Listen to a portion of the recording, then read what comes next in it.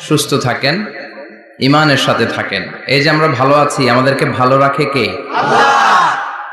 আবার মাঝে মাঝে আমাদেরকে অসুস্থ বানিয়ে পরীক্ষা নেয় কে? আল্লাহ। এজন্য সব সময় প্রশংসা করতে হবে কার? আল্লাহ।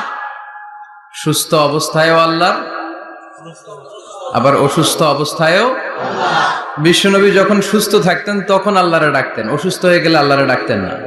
ব্যাপারটা কি এমন? কথা বলেন। সুস্থ থাকলেও তিনি জিকির করতেন কার?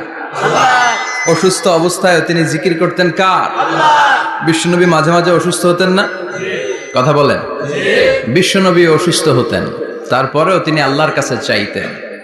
বিশ্বনবী বলতেন, ইদা সাআলতা ফাসআলিল্লাহ, যখন চাইবা আল্লাহর কাছে চাও।